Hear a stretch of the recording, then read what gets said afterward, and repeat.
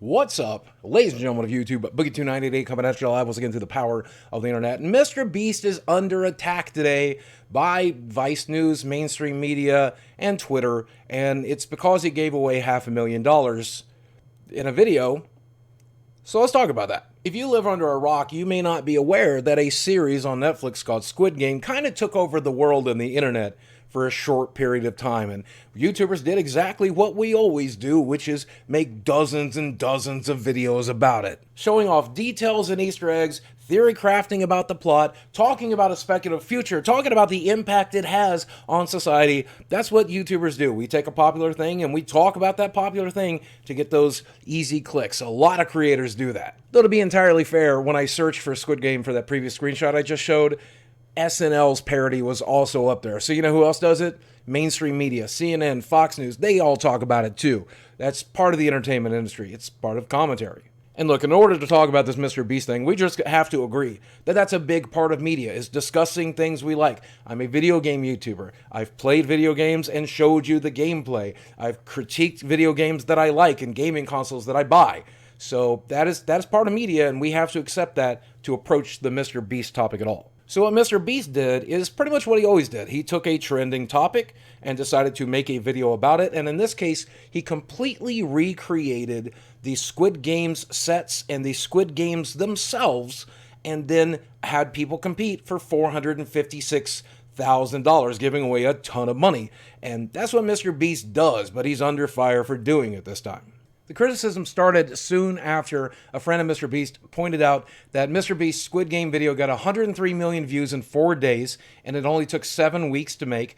Netflix's Squid Game series got 111 million views in 30 days, and it took 10 years to make. Now, not only did Twitter take offense at this tweet, but then also we saw mainstream media, Vice News, talking about it as well, saying that this is the type of video that YouTube rewards. Now, as people rightly pointed out on Twitter, the comparison between the original Squid Game and Mr. Beast videos is a false equivalency. It took 10 years to film Squid Game because obviously it had to write and produce and build the sets and cast and all of those other things that Mr. Beast didn't need to do. Mr. Beast is effectively doing a bit of a parody or a send-up. He's taking that existing structure, that existing IP, and recreating parts of it to make it into his own thing. So yes, criticism, parody, recreating something is pretty much always easier, even if it's bootlegging. It takes less time and it's a lot easier. Secondly, comparing the view numbers is very different. In order to watch Squid Game on Netflix, you have to spend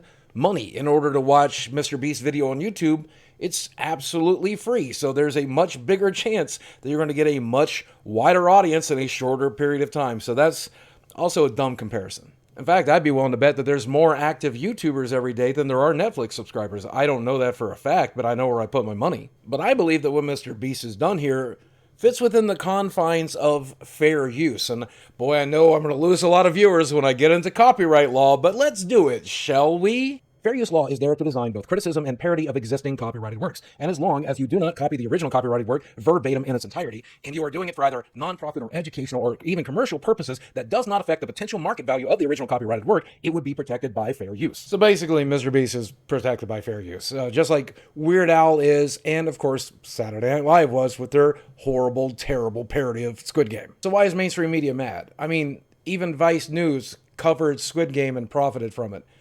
Why are they mad?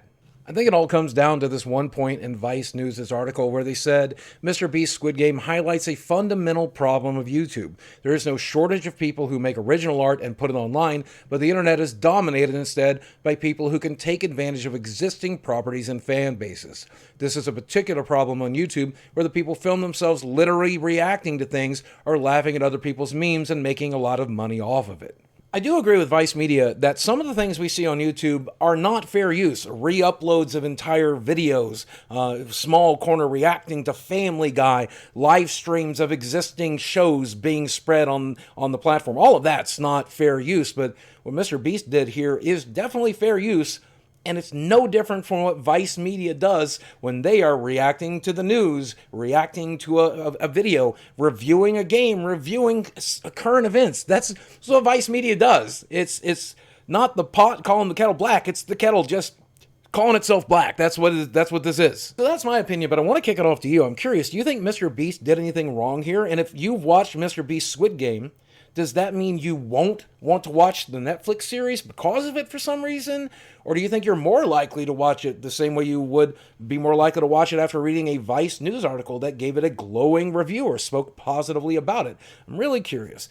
My personal opinion, I loved his video. I think what he's doing is great. I love that he used it as an opportunity to give away some money and entertain some people. And, you know, I know it's piggybacking. I know it's parody. I know it's critique. I know. But it's also protected under fair use. And as long as Vice Media is doing that, as long as Saturday Night Live is doing it, I'm going to defend Mr. Beast doing it as well. And that's my opinion. As always, guys, thanks for watching. I love you very much, and I will speak with you again soon. Man, people sure like being mad about stuff these days, don't they?